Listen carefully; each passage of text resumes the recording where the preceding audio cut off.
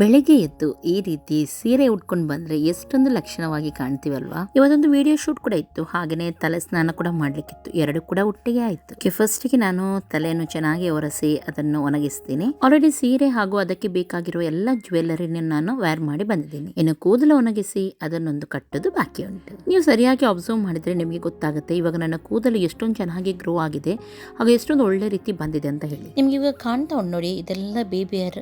ಇವಾಗ ನೋಡ್ಬೋದು ಎಷ್ಟು ಉದ್ದವಾಗಿ ಬೆಳೆದಿದೆ ಅಂತ ಹೇಳಿ. ಇದಕ್ಕೆ ಕಾರಣ ನಾನು ನಮ್ಮ ಎಣ್ಣೆಯೊಂದಿಗೆ ಆಲ್ಪ್ಸ್ ಗುಡ್ನೆಸ್ ಅವರದ್ದು ರೋಸ್ ಮೇರಿ ವಾಟರನ್ನು ಯೂಸ್ ಮಾಡ್ತೀನಿ. ಇದು ಲೈಟ್ ವೈಟ್ ಹಾಗೂ ವಾಟರ್ ಬೇಸ್ಡ್ ಆಗಿದೆ. ನಿಮ್ಮ ಸ್ಕಾಲ್ಪಲ್ಲಿ ಬೇಗನೆ ಅಬ್ಸಾರ್ವ್ ಆಗುತ್ತೆ, ಡೈಲಿ ಯೂಸ್ ಮಾಡ್ಬೋದು, ಗ್ರೀಸಿ ಕೂಡ ಆಗಲ್ಲ. ಇದು 3 ಪಟ್ಟು ಜಾಸ್ತಿ ಏರ್ ಫಾಲ್ ಅನ್ನು ನಿಲ್ಲಿಸುತ್ತೆ ಜಸ್ಟ್ 12 ವೀಕ್ನಲ್ಲಿ.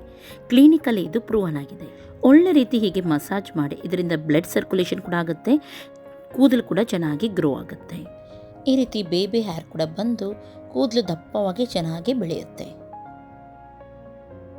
ಓಕೆ, ಸ್ವಲ್ಪ ಹೊತ್ತಲ್ಲಿ ನನ್ನ ಕೂದಲು ಒಣಗಿದ್ದೆ ನನ್ನ ಫೈನಲ್ ಲುಕ್ಕನ್ನು ನಾನು ತೋರಿಸ್ತೀನಿ. ಅದಕ್ಕಿಂತ ಮೊದಲು ಇದನ್ನು ನಾನು purple.com ನಿಂದ ತೊಗೊಂಡು ಬಂದಿದ್ದು. ನಿಮಗೂ ಈ ಪ್ರಾಡಕ್ಟ್ ಬೇಕಿದ್ದರೆ QR ಕೋಡನ್ನು ಸ್ಕ್ಯಾನ್ ಮಾಡಿ.